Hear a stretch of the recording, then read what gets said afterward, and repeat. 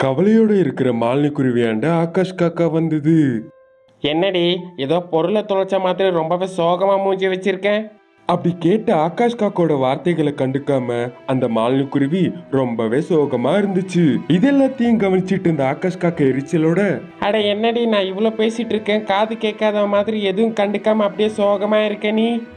அப்படி கேட்டுக்கிட்டு அந்த ஆகாஷ் காக்கா தன்னுடைய மூக்கால மாலினி குருவியை குத்தும்.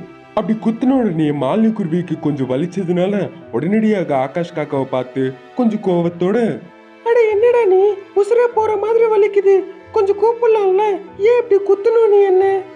அட நான் உன்னை எவ்வளோ சத்தமிட்டு கூப்பிட்டேன் தெரியுமா? ஆனால் நீ வானத்தில் ஏதோ ராக்கெட் விட்ட மாதிரி ரொம்பவே சீரியஸாக யோசிச்சுக்கிட்டே சோகமாக இருந்த. அதனால தான் மூக்கால குத்துனேன். அப்பதான் நீ அந்த யோசனை உலகத்துல இருந்து இந்த உலகத்துக்கு திரும்பி வந்த. அப்படி அந்த ஆகாஷ் காக்கா சொன்ன வார்த்தைகளை எதுவும் கண்டுக்காம ரொம்பவே பயத்தோட அந்த குருவி, டேய் ஆகாஷ் காக்கா, நம்ம இந்த திருட்டு தண்டத்தை விட்டுட்டு நல்லபடியா வேலை பார்த்துக்கலாம். அப்படி மாலினி குருவி சொன்ன உடனே அந்த ஆகாஷ் காக்காக்கு ஒரேடியா ஷாக் அடிச்ச மாதிரி அப்படியே உறைஞ்சு போயிடுச்சு. அடி நீ ஏடி சொல்ற, நம்ம திருடர்கள்லயே பெரியவங்க. அப்படிப்பட்ட நம்ம திருட்டை நிறுத்திட்டு வேலை பார்த்துக்கிட்டு வாழணுமா? இது நம்ம திருட்டு தொழிலுக்கு ஒரு பெரிய அவமானச்சே. நீ என்ன வேணும் நினைச்சாலும் எனக்கு சுத்தமா கவலையே கிடையாது. என்ன ஆச்சுடா உனக்கு, ஏன் இந்த மாதிரி பேசுற? அப்படி அந்த காக்கா கேட்ட கேள்விக்கு குருவி அழுதுகிட்டே கண்ணீரோட, நேத்து நீயே பார்த்தல, ஜஸ்ட் மிஸ்ல தப்பிச்சுக்கிட்டோம். அது சுரேஷ் கழுகு மாமாவோட வீடுன்னு தெரியாம அதுக்குள்ள திருட்டுத்தனத்துக்கு போனோம். அங்க மாட்டிக்கிட்டோம். அவரு சாத்துன்னு நம்மள சாத்துனாரு புடிச்சு. அந்த அடியை பத்தி நினைச்சால எனக்கு இப்ப கூட உடம்பெல்லாம் நடுநடுங்குது. உண்மை சொல்லணும்னா சுத்தமா என்னோட வாயில இருந்து வார்த்தையே வர மாட்டேங்குது. பையன் என் கண் முன்னாடி பரதநாட்டியம் ஆடுது. அப்படி மாலினி குருவி சொன்ன வார்த்தைகளை கேட்ட அந்த ஆகாஷ் காக்கா சிரிச்சுக்கிட்டு, உன்னுடைய வலைகளுக்கு நான் மறந்து தடவி விடுறேன். ஐயோ இங்கேயே இருந்தேன்னா அந்த கழுகு மாமா வந்து என்னை தூக்கிட்டு போய் எனக்கு ஃபுல் மீல்ஸை கட்டுன்னு என்னை கட்டுவாரு.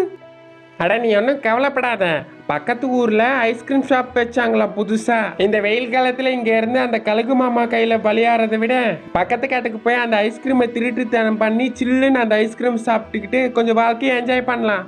அப்படி சொன்ன உடனே ஐஸ்கிரீம் வார்த்தையை கேட்டு வலியெல்லாம் மறந்து வாயில எச்ச ஊறிக்கிட்டு, ஐஸ்கிரீமா, வா வா வா, சீக்கிரமா போய் நம்ம ஐஸ்கிரீமை சாப்பிடலாம். நீ அந்த ஐஸ்கிரீம் வார்த்தை சொன்ன உடனே என் வாயில எச்ச ஊடுனா பாத்துக்கோ. அப்படி அந்த ஆகாஷ் காக்கா மற்றும் மாலினி குருவி அங்க இருந்து பக்கத்து ஊரு காட்டுக்கு கிளம்பி போவாங்க. அங்க ஒரு புறா ஐஸ்கிரீம் ஷாப்பை வச்சு தன்னுடைய வாழ்க்கையை ஓட்டிட்டு வந்தது. இதை பார்த்த அந்த காக்கா மற்றும் குருவி எப்படியாச்சும் அந்த புறாவை ஏமாத்தலான்னு யோசிச்சுக்கிட்டு இருப்பாங்க. அப்படி யோசிச்சுக்கிட்டு அந்த குருவி மற்றும் காக்கா ஒரு ஓரத்துல நின்று திருட்டுத்தனமா பார்த்துட்டு இருக்கும் போது குருவி கீழே விழுந்துரும். இதை அனைத்தும் கவனித்த அந்த ராதா புறா, யார் இவங்க? நான் என்னைக்குமே இந்த ஊர்ல இவங்கள பார்த்ததே இல்ல, புதுசா தென்படுறாங்க அப்படி நினைச்சு முன்னோக்கி அந்த ஆகாஷ் காக்கா மற்றும் மாலினி குருவி அந்த பறந்து போய்கிட்டு, யாரு நீங்க எல்லாம் அப்படி கீழே விழுந்துட்டீங்க? ராதாபுராவோட வார்த்தைகளை கேட்ட அந்த ஆகாஷ் காக்கா வராத அழுகைய வர வச்சுக்கிட்டு, ஆண்டி எங்களுக்கு யாருமே கிடையாது ஆண்டி. என்னுடைய அம்மா அப்பா எல்லாம் சின்னப்பவே இறந்துட்டாங்க. நாங்க இந்த பக்கத்து காட்டுக்குள்ளதான் வாழ்ந்துட்டு வரோம். அப்படி அந்த ஆகாஷ் காக்காவோட வார்த்தைகளை கேட்ட புறா கவலையோட, அப்போ பக்கத்து ஊர்ல இருந்து ஏன் இவ்வளவு தூரம் இங்க வந்தீங்க? சாப்பாடு சாப்பிட்டு 2 நாள் ஆகுது ஆண்டி. எங்களுடைய ஊர்க்காரங்களை கேட்டேன், இன்னும் எத்தனை நாள் தான் நான் உங்களுக்கு சோறு போடுறது அப்படின்னு சொல்லி எங்களை திட்டி அங்க இருந்து காட்டுல இருந்தே வரத்திட்டாங்க. அதனால தான் இவன் உடம்பு முழுக்க காயத்தோட தெம்பில்லாம கீழே விழுந்துட்டா. அப்படி அந்த ஆகாஷ் காக்கா சொன்ன வார்த்தைகளை கேட்ட அந்த ராதாபுரா அந்த மாலினி குருவி மேல ரொம்பவே பரிதாபப்பட்டு இந்த விதமா, இப்போதைக்கு என்னாண்ட உங்களுக்கு சாப்பிட்ற கொடுக்கறதுக்கு எதுவுமே கிடையாது. நீங்க சாப்பிட்றேன்னு சொன்னீங்கன்னா நான் ஐஸ்கிரீம் தரேன். ராதாபுரோட வார்த்தைகளை கேட்டு அந்த ஆகாஷ் காக்கா ரொம்பவே அப்பாவியா நடிச்சுக்கிட்டு, உங்களுக்கு தர்றதுக்கு எங்களாட்ட காசு இல்லை. காசு வேணாம்மா ஆண்டி, நீங்க இந்த வெயில் காலத்துல வெயில்ல நின்று கஷ்டப்பட்டு வைக்கிறீங்க, அதனால நீங்க ஃப்ரீயா கொடுத்தா நாங்க சாப்பிட மாட்டோம், நாங்க கிளம்புறோம். அது கேட்ட அந்த புறா ரொம்பவே ஆச்சரியத்தோட, இப்போதைக்கு ஐஸ்கிரீம்ஸ் எடுத்து சாப்பிடுங்க, நான் இங்கே தான் வியாபாரம் பண்ணிட்டு இருப்பேன். இந்த பக்கம் எப்பயாச்சும் வந்தப்ப உங்ககிட்ட காசு இருக்கிறப்ப என்கிட்ட கொடுத்துட்டு போங்க நீங்க. சரின்னு சொல்லி அந்த ராதாபுரா கொடுத்த ஐஸ்கிரீமை வாங்கிக்கிட்டு குருவி மற்றும் காக்கா சாப்பிட்டுட்டு இருப்பாங்க. அந்த ஐஸ்கிரீம் ரொம்பவே டேஸ்டா இருந்ததுனால, ஆண்டி இந்த ஐஸ்கிரீம்ஸ் ரொம்ப டேஸ்டா இருக்கு, எப்பவுமே நாங்க இந்த மாதிரி ஐஸ்கிரீம் சாப்பிட்டதே இல்லை. இவ் அனைத்தும் பறவைகளோட ஹெல்த்தோட நாங்க அவேர்னஸை புரிஞ்சுக்கிட்டு அதனால எந்த கெமிக்கல்ஸ் யூஸ் பண்ணாம நாங்க வீட்லயே ரெடி பண்ணதுப்பா. சரின்னு சொல்லிட்டு அந்த ஐஸ்கிரீமை வாங்கிக்கிட்டு அங்க இருந்து காக்கா மற்றும் குருவி ஒரு மரத்தின் கிளை மேல உட்காந்து அங்க இருந்து அந்த ராதாபுராவை கண்காணிச்சிட்டு இருப்பாங்க. ஐயோ, வெயில் வேற பயங்கரமா சுடுது. இப்போதைக்கு பார்த்தா யாரும் வர்ற மாதிரி தெரியல. அதனால கொஞ்ச நேரம் நான் தூங்கலான்னு இருக்கிறேன். அப்படி மூஞ்சி மேல கர்ச்சீஃபை போட்டுக்கிட்டு அந்த ராதக்குருவி ரொம்ப நேரம் தூங்க ஆரம்பிக்கும். அப்படி அந்த ராதப்புறா தூங்கி ரொம்ப நேரம் ஆனதுனால உஷாரா, டேய் ஆகாஷ், அந்த ஆண்டி நல்லா தூங்கிட்டு இருக்காங்க. இதான் சரியான நேரம், யாரும் கடைக்கு வரல. நம்ம போய் அமைதியா நமக்கு தேவையான ஐஸ்கிரீம்ஸ் எல்லாம் எடுத்துடலாம், வா. சரிடி போலாம். அப்படி நினைச்சுக்கிட்டு ஆகாஷ் காக்கா மற்றும் மாலினி குருவி அந்த ஐஸ்கிரீம் ஷாப்பாண்ட போய் அவங்களுக்கு பிடிச்ச ஐஸ்கிரீம்ஸ் எல்லாத்தையும் எடுத்துப்பாங்க. அப்போ ஆகாஷ் காக்கா மற்றும் மாலினி குருவியோட நடிப்பை கண்டுபிடிச்ச அந்த ராதப்புறா பக்கத்துல இருக்கிற அம்பிரல்லாவை எடுத்து அவங்க 2 பேரையும் போடு போடு நல்லா சாத்தி அடிப்பா. அப்போ உடனடியாக எங்களை மன்னிச்சிருங்க, நாங்க தப்பு பண்ணிட்டோம். அப்படி சொன்ன உடனே அவங்கள மன்னித்து அந்த ராதா குருவி அடிக்கிறத நிறுத்தி கையில இருந்த கொடையை ஓபன் பண்ணிட்டு இருக்கும்போது ஆகாஷ் காக்கா மற்றும் மாலினி குருவி கையில இருந்த ஐஸ்கிரீம்ஸ் எடுத்துக்கிட்டு அங்க இருந்து வேகமா ஓடிடுவாங்க. அப்பத்துல இருந்து ராதாபுரோட கடைக்கு ஐஸ்கிரீம் வாங்க வந்தவங்கள ரொம்பவே சந்தேகப்பட்டு வியாபாரத்தை பண்ணிட்டு இருந்தது.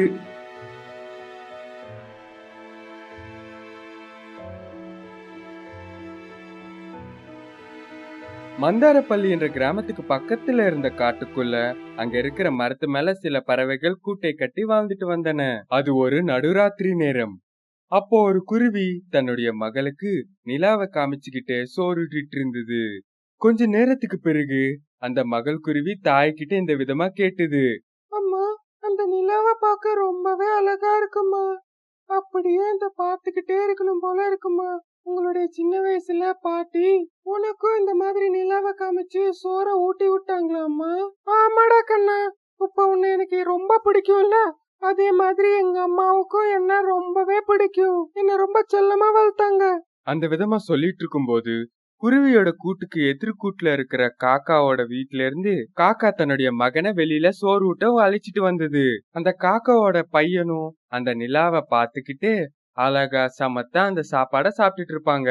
அதே நேரத்துல குருவியும் காக்காவும் ஒன்னா பாத்துப்பாங்க. அட என்னடி குருவி, உன்னுடைய மகள் என்ன சொல்றா? சாப்பிட மாட்டேன் அடம் பிடிக்கும் போது அந்த அழகான நிலாவை காட்டி சோறு ஊட்டிட்டு இருக்கேன். சரி, உன்னோட பையன் என்ன செய்யறான்? வீட்டுல இருந்தா சாப்பிட மாட்டேன், என்ன தயவு செஞ்சு வெளியில கூட்டிட்டு போய் அந்த நிலாவை காமிச்சுக்கிட்டு சோறு ஊட்டி விட்டாதான் நான் சாப்பிடுவேன்னு ரொம்பவே அட்டகாசம் பண்ணிட்டேன். அதனாலதான் வெளியில கொண்டு வந்தேன். அந்த விதமா சொல்லிட்டு காக்கா தன்னுடைய மகனுக்கு நிலாவை காமிச்சுக்கிட்டே சோறு ஊட்டிட்டு இருந்தது. இன்னொரு பக்கம் குருவியும் தன்னுடைய மகளுக்கு அழகான நிலாவை காமிச்சுக்கிட்டே சோறு ஊட்டிட்டு இருந்தது. ஆகாயத்துல இருக்கிற நிலா தன்னை பார்த்து பறவையோட பிள்ளைகள் உணவு சாப்பிடுறாங்கன்னு ரொம்பவே சந்தோஷப்பட்டுட்டு இருந்தது. இதே சமயத்துல ஆகாயத்து மேல ஒரு திடீர்னு கருப்பு மேகமூட்டம் உருவாக ஆரம்பிக்கும். அந்த கருப்பு மேகமூட்டம் நிலாவை நெருங்கி வந்துட்டு இருந்தது. இத பாத்துட்டு இருந்த அங்க இருக்கிற குருவியும் காக்காவும் ரொம்பவே பயந்து போனாங்க. அந்த கருப்பு மேகமூட்டம் நிலாவை மறைச்சுக்கிச்சு. அவ்வளவுதான், திடீர்னு நாலா பக்கமும் இருட்டிடுச்சு. குருவியோட மகளும் மற்றும் காக்காவோட மகனும் இத பார்த்து பயந்து தங்களுடைய தாய் முதுகு பின்னாடி உட்காருவாங்க. இத பார்த்து அந்த தாய் குருவியும் மற்றும் காக்காவும் ரொம்பவே பதட்டப்படுவாங்க. கொஞ்ச நேரம் கழிச்சு அந்த மேகமூட்டம் மாயமாயிடும். அந்த அழகான நிலா திரும்பி சிரிச்சுக்கிட்டே தென்படும். இத பார்த்து காக்காவும் குருவியும் ரொம்பவே சந்தோஷப்படுவாங்க. ஆனா அவங்களுக்கு தங்களுடைய முதுகுக்கு பின்னாடி உட்கார்ந்த தங்களுடைய பசங்க தென்பட மாட்டாங்க. இத பார்த்து அந்த காக்காவும் குருவியும் ரொம்பவே பயப்படுவாங்க. குருவி, என்னுடைய மகன் அந்த பக்கம் வந்திருந்தானா? இல்ல காக்கா, என்னுடைய மகளும் காணாம போயிட்டா. ஐயோ, நம்மளுடைய பசங்க எங்க போயிட்டாங்களோ தெரியலையே. இப்பதானே அந்த நிலாவை மேகமூட்டம் மறைச்சுக்கிச்சுன்னு அதை பார்த்து பயந்து நம்மளுடைய முதுகுக்கு பின்னாடி உட்கார்ந்தாங்க. நிலா திரும்பி வரத்துக்குள்ள எங்க போயிட்டாங்களோ? சரி, நம்ம ஒண்ணு பண்ணலாம். நான் தெற்கு திசையில போய் அவங்கள தேடுறேன், நீ மேற்கு திசையில போய் அவங்கள தேடு, சரியா? 2 பேர்ல யார் தென்பட்டாலும் கொண்டு வா, சரியா? சரிடி. அந்த விதமா பேசிக்கிட்டு காக்கா ஒரு பக்கம் குருவி இன்னொரு பக்கம் பறந்து போவாங்க. காக்காவும் குருவியும் 2 பேரும் சோகத்திலேயே பதட்டப்பட்டுக்கிட்டு அந்த 2 பறவைகளும் தேடிட்டு இருப்பாங்க. ஆனா எங்கேயுமே தங்களுடைய பசங்க தென்படவே இல்ல. சோர்ந்து போய் தங்களுடைய கூட்டை நோக்கி பறந்து வந்து உட்காருவாங்க. ஒருத்தர் மூஞ்சி ஒருத்தர் பாத்துக்கிட்டு அழுதுட்டு இருப்பாங்க. இனி மறுநாள் ராத்திரியில திரும்பி அந்த அழகான நிலா வந்தது ஆகாயத்துல. அப்போ கிளி தன்னுடைய மகள் கிளியோட சேர்ந்து உட்கார்ந்து பேசிட்டு இருக்கும்போது திடீர்னு ஆகாயத்துல மறுபடியும் கருப்பு மேகமூட்டம் உருவாயிடுச்சு. அந்த கருப்பு மேகமூட்டம் திரும்பி நிலாவை மறைச்சிடும். இவை அனைத்தும் அந்த தாய் கிளியும் மகள் கிளியும் ஆகாயத்துல ஆச்சரியத்தோட பாத்துட்டு இருக்கும் போது அந்த கருப்பு மேகமூட்டம் மாயமாயிடும், நிலா திரும்பி வந்துடும். ஆனா கிளியோட மகள் பக்கத்துல காணோம். இத நினைச்சு அந்த கிளி ரொம்பவே அழுவும். இந்த விதமா நாட்கள் கழிஞ்சுகிட்டே வந்தது. இரவு நேரத்துல நிலா வரும். கொஞ்ச நேரம் கழிச்சு அந்த கருப்பு மேகமூட்டம் உருவாக்கி நிலாவை மறைச்சிடும். அதே நேரத்துல பறவையோட குஞ்சுகள் மாயமாகும். இந்த விதமா நடந்துகிட்டே வந்தது. இப்போ காட்டுக்குள்ள இருக்கிற எல்லா தாய் பறவைகளும் இந்த காட்டுக்குள்ள என்ன நடக்குதுன்னு, தங்களுடைய பசங்களை யாரு தூக்கிட்டு போறாங்கன்னு எதுவும் தெரியாம எல்லா பறவைகளும் ஒரு மரத்து மேல சமாவேசம் ஆவாங்க. நம்மளுடைய எல்லா பசங்களும் மாயமாகறாங்க. யாரு நம்மளுடைய பசங்களை தூக்கிட்டு போறாங்கன்னு தெரியவே மாட்டேங்குது. நம்ம ரொம்பவே ஜாகிரதையா இருக்கணும். காக்கம்மா, நீ சொல்றது எனக்கு நல்லாவே புரியுது. ஆனா நீங்க எல்லாரும் ஒண்ணு கவனிச்சீங்களா? என்னது? நிலா மாயமாகும் போது மட்டும்தான் நம்மளுடைய பசங்களும் மாயமாகறாங்க. நீங்க எல்லாரும் ஒரு வாட்டி ஞாபகப்படுத்தி பாருங்க. ஆமா குருவி, நீ சொல்றது கரெக்ட் தான். நம்ம எல்லாரும் சேர்ந்து மின்மினி பூச்சியோட உதவி கேட்கலாம். அந்த நிலா மாயமாகும் போது மின்மினி பூச்சியோட வெளிச்சத்தின் உதவியால அந்த திருடனை நம்ம பிடிக்கலாம். குருவி, நீ சொன்ன யோசனை ரொம்ப அருமையா இருக்கு. நம்ம அப்படியே செயல்படுத்தலாம். அப்போ பறவைகள் எல்லாம் ஒன்னா சேர்ந்து மின்மினி பூச்சிகள் இருக்கிற கூட்டத்துக்கு போவாங்க. அங்க மின்மினி பூச்சிகளோட தலைவனை சந்திப்பாங்க. அவங்களுக்கு நடந்த பிரச்சனையை பத்தி விவரமா சொல்லுவாங்க. நீங்க ஒன்னும் கவலைப்படாதீங்க, உங்களுடைய கஷ்டம் எங்களுக்கு ரொம்ப நல்லாவே புரிஞ்சுது. நாங்க உங்களுக்கு உதவி செய்வோம். நாங்க உங்களுக்கு துணையா இருப்போம். அது மட்டும் இல்லாம உங்களை இவ்வளவு கஷ்டப்படுத்துற அந்த மாயா திருடனை கண்டுபிடிக்க எங்களால உதவிய பண்ணுவோம். அந்த விதமா சொன்ன உடனே அங்க இருக்கிற எல்லா தாய் பறவைகளும் ரொம்ப சந்தோஷத்தோட தங்களோட கூட்ட நோக்கி பறந்து போவாங்க. திரும்பி இருட்ட ஆரம்பிக்கும். நிலாவும் வந்துடும். தூங்கிட்டு இருக்கிற அந்த மாயா கழுகு தூக்கத்துல இருந்து கண்முழிக்கும். எங்கெல்லாம் பறவைகளோட குஞ்சுகள் இருக்குன்னு தேடி பார்க்கும். ஆனா எங்கேயுமே பறவையோட குஞ்சுகள் தென்படாது. ஆனா கவலையோட ரொம்ப சோர்ந்து போய் சில பறவைகள் தென்படும். அந்த பறவைகள்ல மாயா கழுகுக்கு அந்த குருவி பிடிக்கும். தாங்கிட்ட இருக்கிற மாயா ராட்சச சக்தியை உபயோகித்து நிலாவை கொஞ்ச நேரம் மாயமாக்கி குருவிய தூக்கிட்டு போகணும்னு நினைக்கும். ஆகாயத்துல திரும்பி கருப்பு மேகமூட்டம் உருவாகும். அத நிலாவை மறைச்சிடும். அதோட மின்மினி பூச்சிகள் எல்லாமே வெளியில வரும். அங்க இருட்டு போய் வெளிச்சமா பிரகாசிக்கும். அந்த வெளிச்சத்துக்குள்ள அங்க பறந்து வந்த மாய ராட்சச கழுகு தென்படும். அங்க இருக்கிற எல்லா பறவைகளுமே ரொம்பவே பயந்து போவாங்க. நீ வந்து அந்த மாய ராட்சச கழுகு தானே? எப்ப பார்த்தாலும் தூங்கிட்டு இருப்ப அப்படின்னு தினமும் நிலாவை மாயமாக்கி எங்களுடைய பசங்களை கொண்டு சாப்பிடுறது நீ தானே? ஆமா, அது நானே தான். நான் தான் அப்படி பண்றேன். உங்களுடைய பசங்கன்னா எனக்கு ரொம்ப பிடிக்கும். அதனால கொஞ்ச நேரம் இரவு நேரத்துல நிலாவை மறைச்சு அதே நேரத்துல உங்களுடைய பசங்களை தூக்கிட்டு போய் கொன்னு கொத்தி சாப்பிடுறேனா. அந்த விதமா தான் கிட்ட இருக்கிற சக்தியால அந்த கருப்பு மேகமூட்டத்தை மாயமாக்கி நிலாவை காட்டும். அதோட கோவத்துல இருந்த அங்க இருக்கிற எல்லா தாய் பறவைகளும் ஒன்னா சேர்ந்து அந்த மாயா ராட்சச கழுக தாக்குவாங்க. தங்களுடைய கால்களால மூக்கால எல்லா பறவைகளும் ஒன்னா சேர்ந்து கொத்தி கீறி அந்த மாயா கழுக சாவடிப்பாங்க. அதே நேரத்துல அந்த மாயா கழுக கண்டுபிடிக்கிறதுக்கு அந்த மின்மினி பூச்சிகள் உதவி பண்ணதுனால அங்க இருக்கிற எல்லா பறவைகளும் அவங்களுக்கு நன்றியை தெரிவிப்பாங்க. இதுதான் இன்னைக்கான கதை. இன்னொரு கதையில திரும்பி சந்திக்கலாம். நன்றி. கிளி மற்றும் காக்காவின் கல்யாணம். ஒரு காட்டுக்குள்ள மினி என்ற ஒரு காக்கா அவங்க அம்மா கூட மரத்து மேல ஒன்னா வாழ்ந்துட்டு வராங்க. அந்த மினிக்கு கல்யாணமே ஆகல. அதனால அவங்க அம்மாக்கு ரொம்பவே வருத்தமா இருக்கும். அதனால கோபத்துல இப்படி சொல்வாங்க, என்ன தலையல் திடீர்னு உன்னோட நண்பர்கள் எல்லாருக்குமே கல்யாணம் ஆச்சு, ஆனா இது நாள் வரைக்கும் உனக்கு கல்யாணம் ஆகல. என்ன தலையெழுத்த என்னவோ வந்து.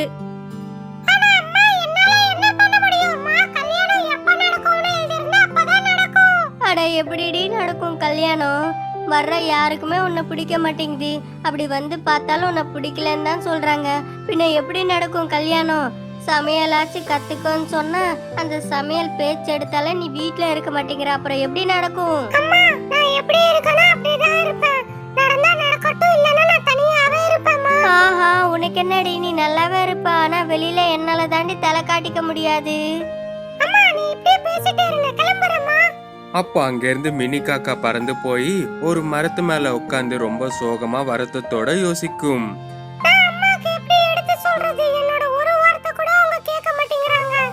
அப்படி அந்த மினி காக்கா ரொம்ப சோகமா இருக்கும்போது அந்த வழியாக பறந்து வந்த ஒரு கழுகு அந்த மரத்துல உட்காருது. அட, என்னாச்சு தங்கச்சி? ஏன் அவ்வளவு சோகமா இருக்க நீ?